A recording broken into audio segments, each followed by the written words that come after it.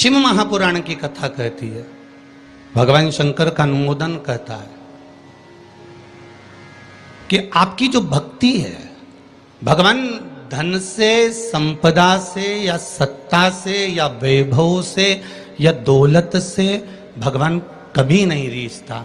अगर भगवान को चाहिए तो तुम्हारा केवल निर्मल मन चाहिए, भगवान को और कुछ भी नहीं चाहिए, तुम्हारा केवल मन। उसके सिवाय भगवान तुम्हारे वैभव से, तुम्हारे पास में कितनी गाड़ी है, कितना बंगला है, कितना धन है, कितना वैभव है, कितनी सत्ता है, कितनी दौलत है, भगवान को उससे कोई मतलब नहीं। भगवान को अगर मतलब है तो केवल तुम्हारे मन से मतलब है। शबरी अम्बा के दरवाजे पर भगवान गए, क्या दिया शबरी अम्बा ने? भगवान को क्या प्रदान करा शबरी अम्बा ने?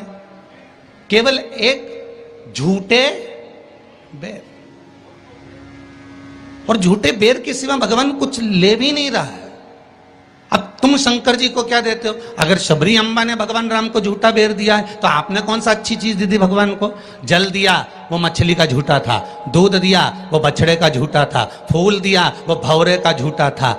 मिठाई बना कर दी, वो चींटी की झूठी थी। तुमने दिया क्या? और ये मनुष्य का शरीर दिया भगवान के चरणों में, ये भी तो झूठा है। फोन पे तो तुरंत कह देता है, माँ तो तारे बिना एक बिना नहीं रहूं, एक मिनट नहीं रहूं, तेरी तो मुझे बहुत याद आए। और भगवान के पास जाए कि तुम्हारे बिना मेरा कोई नहीं है। भगवान के रेंदे रे झूठेला।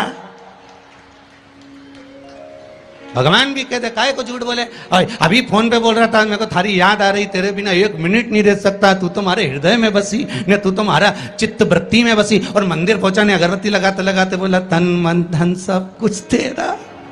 भगवान के आ गया भेरू झूठेला। भगवान सोचे काय आया।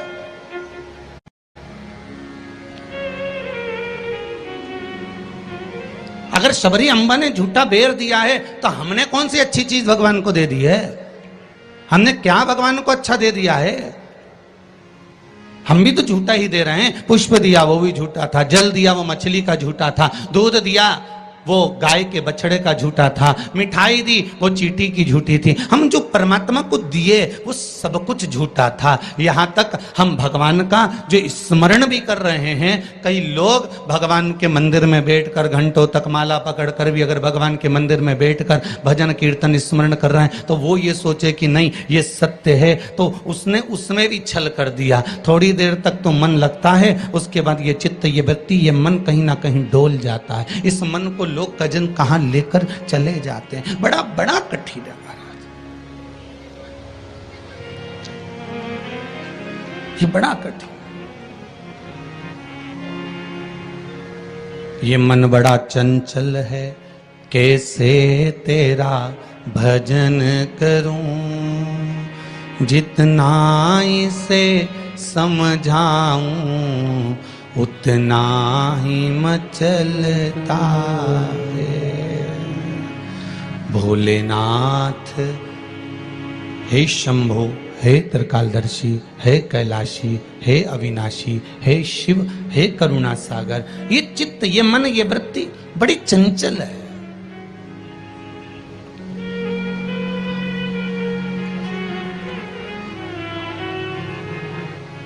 अगर ये मन, ये चित्त, ये वृत्ति थोड़ी भी परमात्मा में लग गई तो जीवन की सार्थकता हो गई।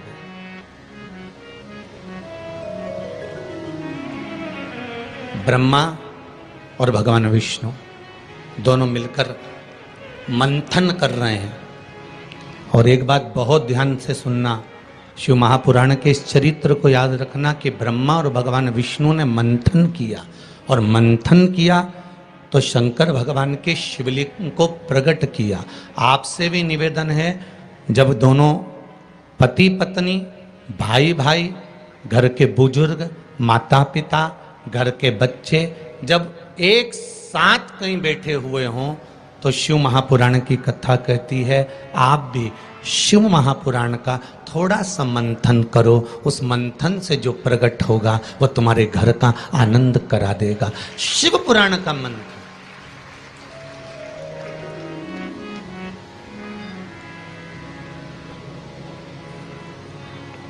थोड़ी देर अपने माता पिता के पास में जाकर बैठा करो, थोड़ी देर जब घर से जाते हो तो अपने घर में जो मंदिर है, अपने घर में जो देवालय है, अपने घर में जो शिव जी हैं, अपने घर में जो राम जी हैं, अपने घर में जो ठाकुर जी हैं, अपने घर में जो कृष्ण हैं, अपने घर में जो देवता विराजमान हैं, आप उनके पास जाकर बैठकर फिर अपने गंतव्य की ओर अपने कार्य के लिए जाइए। और शाम को जब आओ तो पत्नी और बच्चों से, परिवार से बाद में मिलो।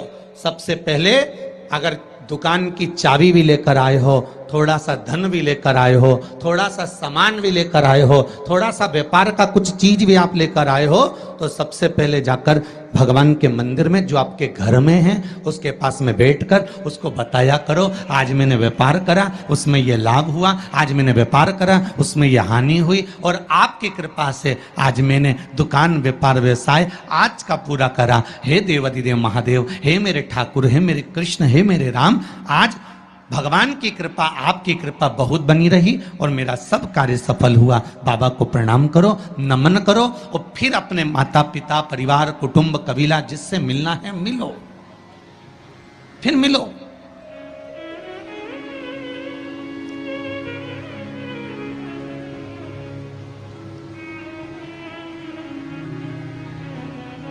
आज किसी ने एक प्रश्न किया था सुबह, गुरुदेव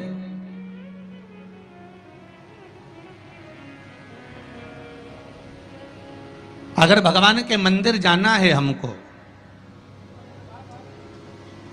और शरीर में अगर कष्ट है, शरीर में अगर रोग है, शरीर में अगर बीमारी है, शरीर में अगर दुख है, शरीर में अगर कष्ट है, तो क्या नहाना जरूरी है?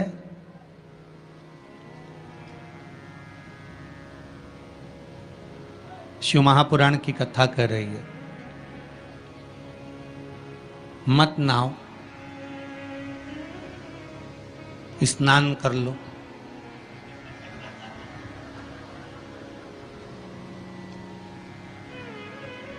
मत नहाओ, स्नान कर लो। नहाने में और स्नान में जमीन और आसमान का अंतर है। बाथरूम में गए, साबुन लगाया, शैम्पू लगाया और ये सब लगाने के बाद में तुमने जो तुम्हारे ऊपर पानी उंडेला, इसको नहाना कहते हैं। ठीक है? जो तुमने साबुन लगाया, शैम्पू लगाया, पानी डाला, उसको नहाना कहते हैं।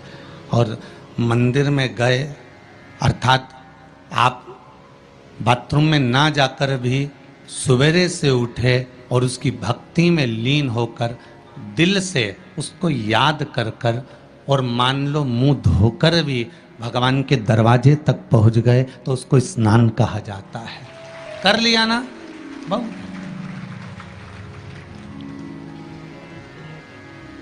नहीं है ना शरीर में बल? एक पत्र में लिखा है किसी ने,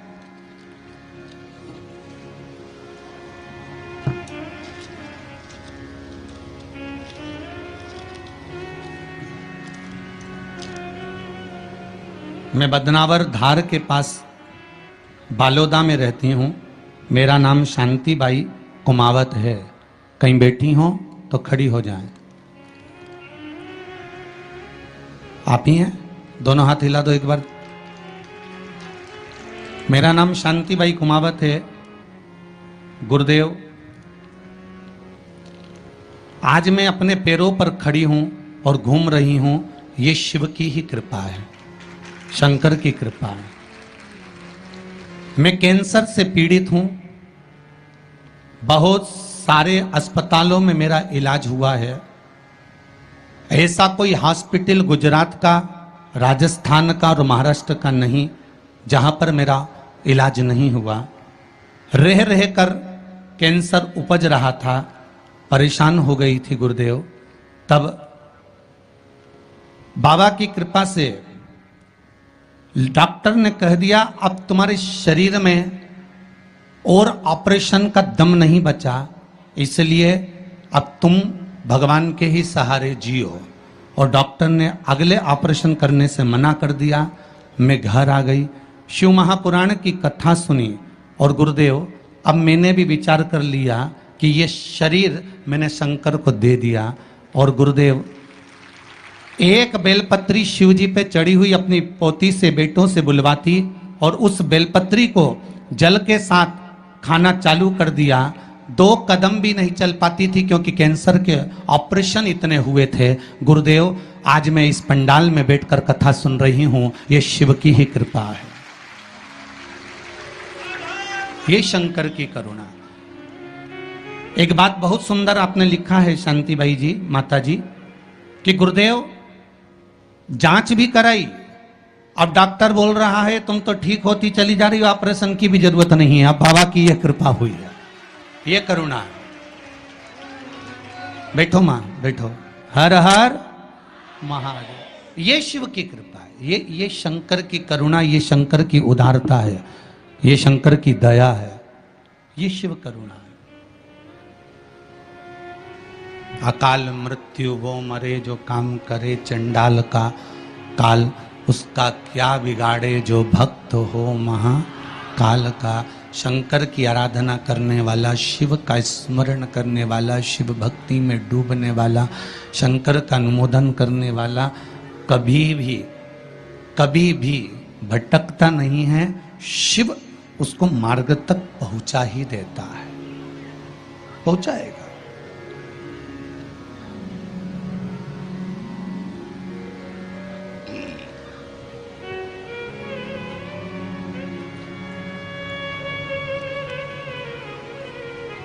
जितना शरीर का वजन है,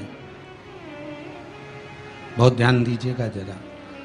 बैसाख शिवरात्रि शिव महापुराण की कथा मिली है आपको सुनने के लिए, और बैसाख शिवरात्रि शिव महापुराण की कथा यदि आप लोग श्रवण कर रहे हैं, चाहे आस्था चैनल के माध्यम से सुन रहे हो, चाहे फेसबुक यूट्यूब के माध्यम से सुन रहे हो, चाहे इस पावन पंडाल में बैठकर सुन रहे हो, अगर श्रवण कर रहे हो तो ध्यान रखना, जितना शरीर का वजन है,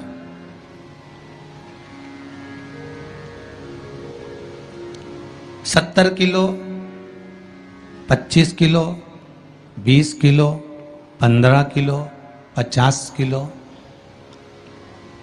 उतना ही किलो के हिसाब से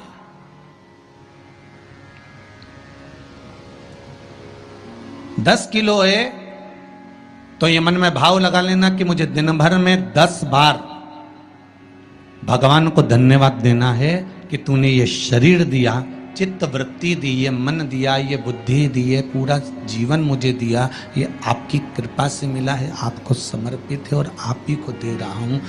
10 किलो के हो तो 10 बार आप भगवान को धन्यवाद दीजिए, 20 किलो के हो तो 20 बार धन्यवाद दीजिए, 80 किलो के हो तो 80 बार धन्यवाद दीजिए, 90 किलो के हो तो 90 बार धन्यवाद दीजिए कि ये आपकी कृपा से मुझे प्राप्त हुआ है, कोई दूसरा देने वाला नहीं है मुझको, केवल आप दे रहे हो, उसके सिवाय कुछ नहीं मिला।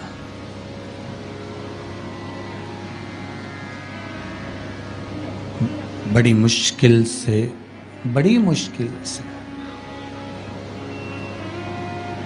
उसने कृपा कर कर यहां भेजा है अपने को, बड़ी मुश्किल से भेजा। शंभो शरणे पड़ी मांगू घड़ी रे घड़ी, दुख काटो दया करी ने दर्शन। भगवान से प्रार्थना करते रहो, निवेदन करते रहो, उसके सम चरणों में जाकर धूप लगाते रहो, उसको नमन करते रहो, उससे विनती बार बार करते रहो कि तेरे बल पर जी रहा हूँ, तेरी कृपा से जी रहा हूँ, तेरी करुणा से जी रहा हूँ, उसके सिवाय कुछ भी नहीं है महाराज। भगवान विष्णु और भगवान ब्रह्मा ने मंथन किया और भगवान विष्णु और भगवान ब्रह्मा जब मंथन करे तो उस मंथन में शिवलिंग प्रकट हुआ।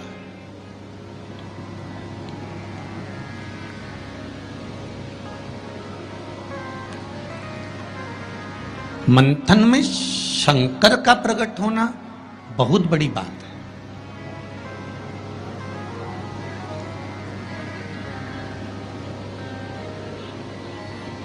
जैसे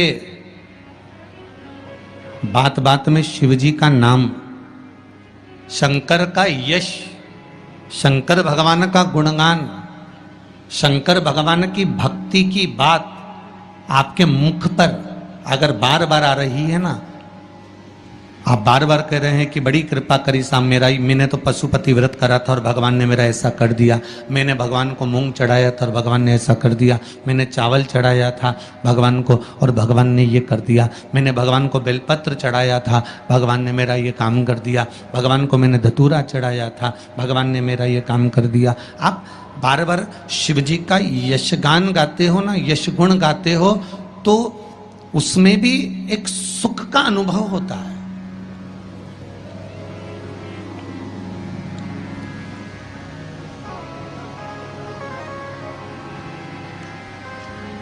आपके यश गुण गाने में भी करके देखना। साथ से निवेदन है, बहू की बड़ाई करके देखो, बहू का यश गुण गाकर देखो। कितनी भी बुरी बहू हो, कितना भी अपशब्द कहती हो, कितना भी ताना देती हो, कितनी भी गाली देती हो, कितना भी आड़ा टेढ़ा बोलती हो, भले तुम्हें संभालती हो ना संभालती हो, तुम्हारा सम्मान करती हो ना करती हो, तुम्हारा आदर करती हो ना करती हो, उसके बाद भी तुम 4 लोगों से अपनी बहू की बड़ाई कर कर देखना, खूब बड़ाई करना उसकी, खूब यश गुण गाना उसका।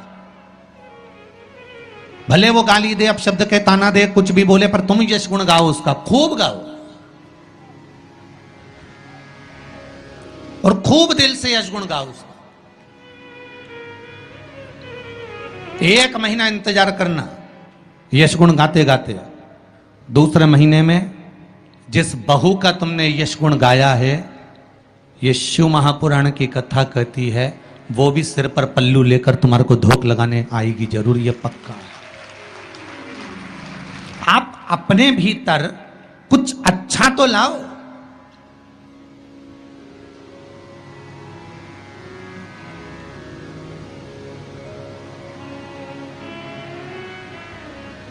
कुछ अच्छा ढूंढने का प्रयास तो करो।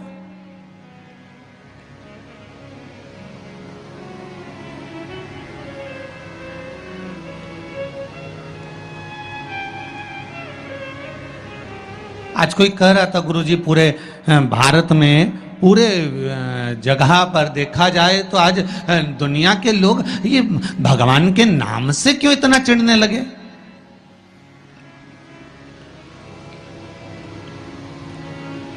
भगवान के नाम से, राम नाम से, शिव नाम से, कृष्ण नाम से,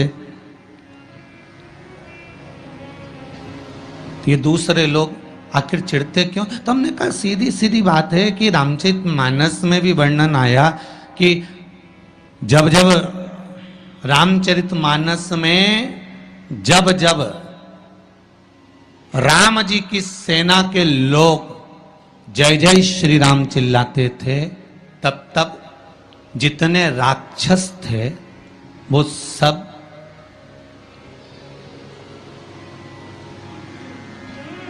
जितने राक्षस थे, जितने भी,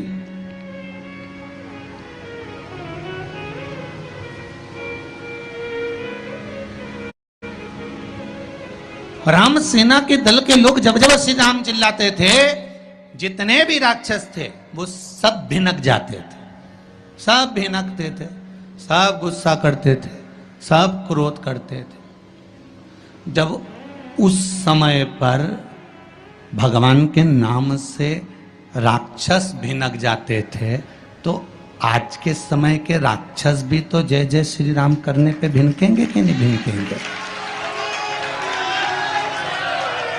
जरा विचार तो करो।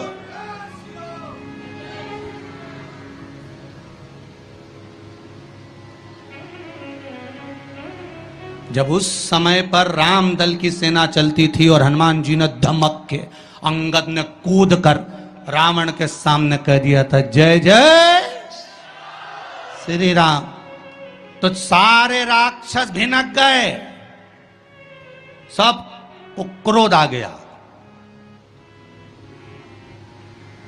सबको गुस्सा। तो जब त्रेता में ये हाल था राक्षसों का राम नाम से,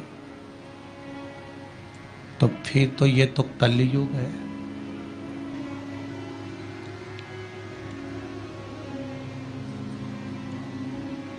अब तुम राम बोलोगे तो थोड़ा सा तो भिनकट्टा छूटेगा ही इनके भीतर भी, थोड़ा थोड़ा तो आएगा। पर आग लगे बस्ती में, अपन रहो मस्ती में, जो ज्यादा भिनके नहीं तो उसको भिनकने दो। तुम तो जोरदार खजूर वाली चोटी बना के बिंदी लगा तैयार होके भगवान के मंदिर जाओ और न राम नाम गुण गाओ, शिव का स्मरण करो, लोटा भर के जल चढ़ाओ, शंकर का भगवान का भजन करो। शिव की भक्ति में जितने जितने लग सकते हो उतने लगो, कुछ नहीं बिगड़ेगा। एक लोटा पानी जो भगवान शंकर को समर्पित करता है, मरने के बाद तुम्हारी औलाद तुम्हारा किसी पवित्र नदी में तर्पण करे ना करे, तुम्हारा शिव को दिया हुआ जल तुम्हारे खाते में पहुंच जाता। आपने जो शंकर भगवान को एक लोटा जल दिया है, शिव जी को एक लोटा पानी चढ़ाया, शंकर भगवान को एक लोटा जल समर्पित करा है, शंकर भगवान को एक लोटा जल अगर आपने दिया है तो वो आपके खाते में पहुंचेगा जरूर, ये निश्चित है, पक्का है।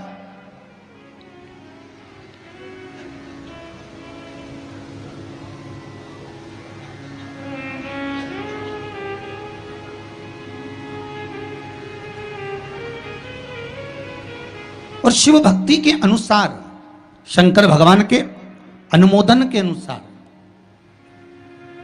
पहले भी कथा में कहा, आज फिर कह रहे हैं, आप जब शंकर भगवान को एक लोटा जल समर्पित करते हो तो वो 33 कौटि देवताओं के हिस्से में चले जाता है, एक भाग पितरों के हिस्से में चले जाता है, एक भाग आहूतों के हिस्से में चले जाता है, एक भाग वाचुकों के हिस्से में चले जाता है। आपने जो भगवान को दिया वो धीरे धीरे धीरे धीरे धीरे धीरे धीरे बढ़ता चले जाता है, भगवान के धामों में पहुंचता चले जाता है। जिन जिन को आपने नहीं भी दिया, शंकर भगवान पे चढ़ा हुआ जल उन तक भी पहुंच जाता है। ये केवल आपकी निर्मल और आनंदित भक्ति के बल पर पहुंचता है, भक्ति के बल। भगवान ब्रह्मा और भगवान विष्णु ने जो मंथन किया, उस मंथन में जो शिवलिंग निकला और ब्रह्मा जी के मुख से निकल गया कि ये शिवलिंग जो निकला है इसके चरण कहाँ हैं, इसका शीश कहाँ है, जरा पता करा जाए। और ब्रह्मा स्वयं भगवान शंकर का सिर देखने के लिए जा रहे हैं और भगवान विष्णु मृत्यु लोक में नीचे तलातल में, रसातल में, पताल में भगवान शंकर का चरण ढूंढने के लिए जा रहे हैं, भगवान शिव का चरण।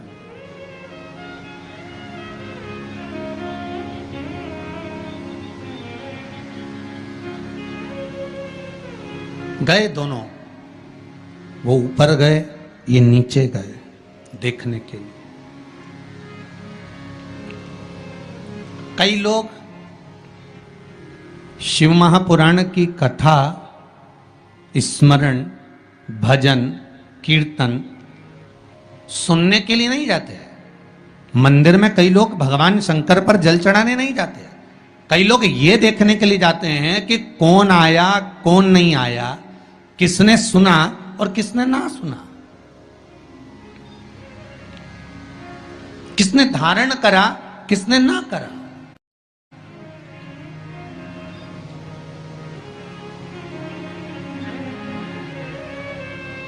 अब ब्रह्मदेव ऊपर गए, इतने ऊपर पहुंच गए, इतने ऊपर पहुंच गए, इतने ऊपर पहुंच गए कि उनके भीतर अभिमत्ता, अहंकार थोड़ा थोड़ा समाहित होने लगा और उन्होंने केतकी के पुष्प को तोड़ लिया और केतकी के पुष्प से कहा कि तुम नीचे चलो मेरे साथ में, भगवान विष्णु के सामने चलकर कह देना कि मुझे भगवान शंकर का शीश मिल गया। केतकी के फूल ने कहा कि यदि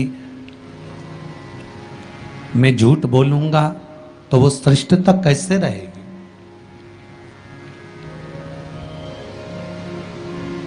मेरे झूठ बोलने की श्रेष्ठता कैसे होगी?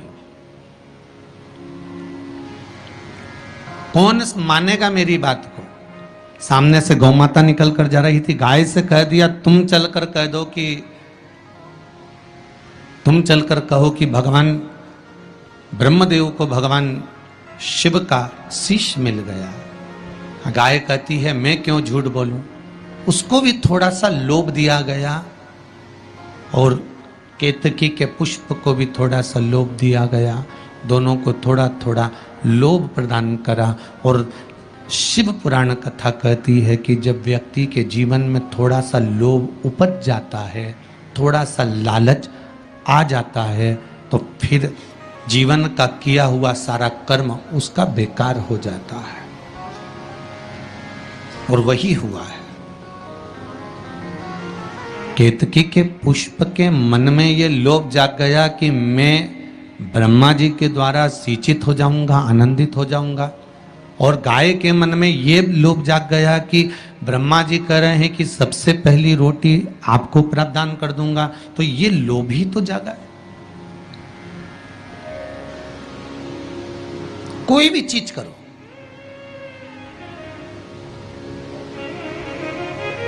अगर कोई सत्कर्म आप कर रहे हैं, थोड़ा सा अच्छा कार्य आप कर रहे हैं, भगवत भजन आप कर रहे हैं, कीर्तन आप कर रहे हैं, मंत्र जाप आप कर रहे हैं, स्मरण आप कर रहे हैं, नाम जाप यदि आप कर रहे हैं, तो वो लोभ से परिप्त होना चाहिए, बहुत दूर।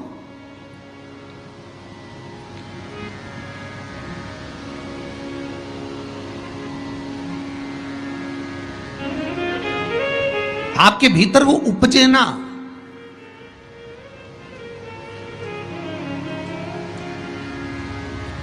फिर चाहे दुनिया के लोग कितना भी कहे ना, वो एक बेल बेचारा किसान का एक बेल कुएं में गिर गया।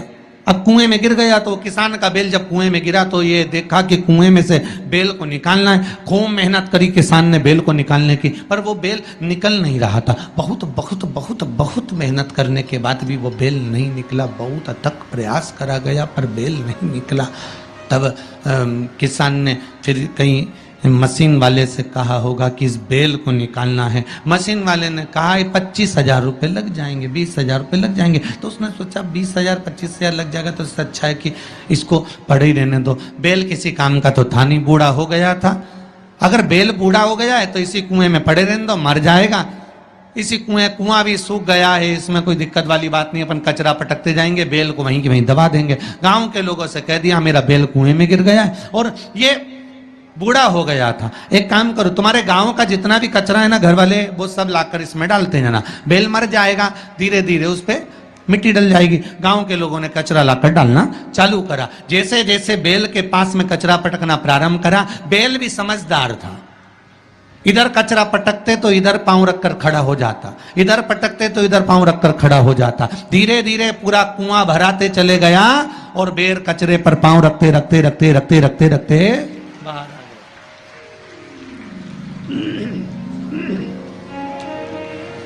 बेल कचरे पर पांव रखते रखते रखते रखते बाहर आ गया, ऊपर आ गया। और जब वो ऊपर आया, निकल कर बाहर भाग गया, निकल कर बाहर भागा। बेल से हमको एक सीख लेना चाहिए, हमको एक चीज सीख लेना चाहिए। बुराई करने वाले कितनी भी बुराई करेंगे, निंदा का कचरा, बुराई का कचरा कितना भी पटकेंगे, हमको केवल उस पर पांव रखकर निकल कर बाहर की ओर चले जाना है और हमारे जीवन को सार्थक बना लेना है। करे करे तो करे।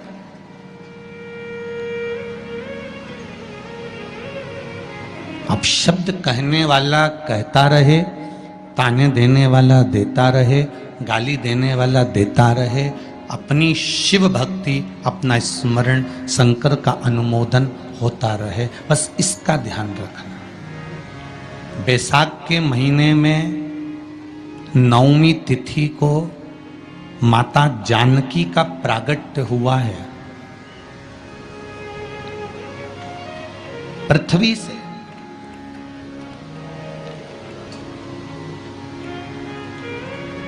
कभी एक विचार करिएगा कि नरसिंह अवतार बैसाख के महीने में हुआ, कुर्म अवतार बैसाख के महीने में हुआ, हयग्रीव अवतार बैसाख के महीने में हुआ, परशुराम अवतार बैसाख के महीने में हुआ, माता जानकी का अवतार बैसाख के महीने में हुआ। आखिर बैसाख के महीने में, माधव महीने में इतनी महत्वता क्यों?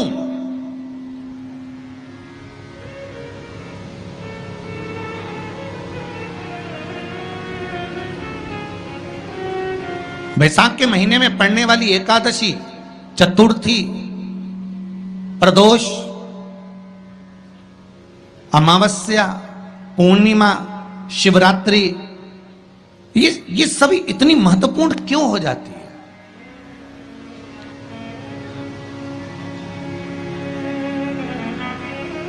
इसकी महत्वता इतनी प्रबल क्यों हो जाती है?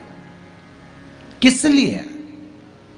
क्योंकि बैसाख का जो महीना पड़ता है, सूर्य की संपूर्ण तपन, सूर्य देव अपने पूर्ण तेज के साथ में, पूर्ण तेज के साथ में मृत्यु लोक के निवासियों पर, चाहे जलचर हो, थलचर हो, वायुचर हो, चाहे जो जीव हैं, उस पर जब किरण फेंकते हैं तो संसार का जो मनुष्य है उस पर जब ताप पड़ता है तो ताप पड़ने के कारण उसके मुख से भगवान का नाम निकल ही जाता है, स्मरण नाम निकल ही जाता है। जब उसके मुख से भगवान का नाम निकलता है तो वो भगवान की शरणागति खुद ग्रहण कर लेता है स्वयं।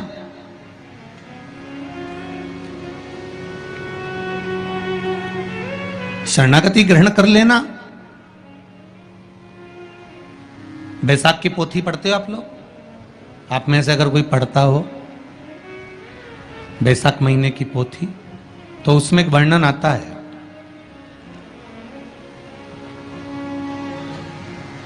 गीता प्रेस गोरखपुर के कल्याण अंक में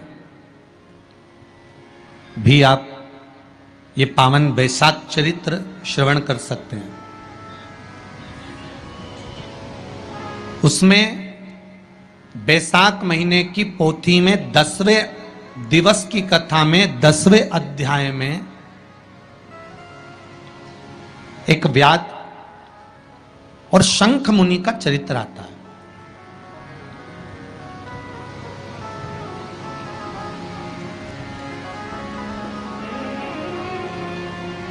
शंख मुनि एक बार निकलकर भगवान शंकर के मंदिर में जल समर्पित करने के लिए जा रहे थे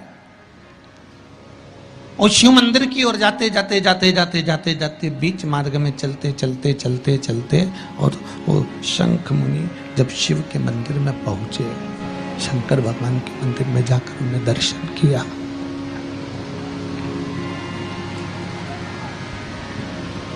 जल का पात्र उठाया और वो जल का पात्र उठाकर जब भगवान शिव को समर्पित कर रहे थे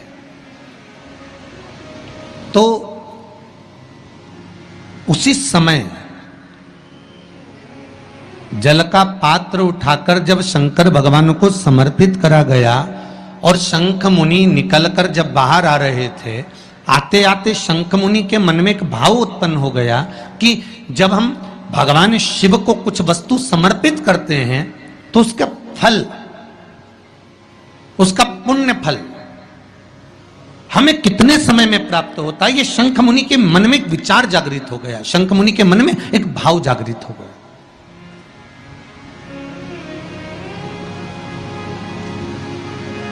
कई माताएं पशुपति व्रत करती हैं, कई ऐसी भी माताएं हैं जिन्होंने 2-3 बार पशुपति व्रत कर लिए होंगे।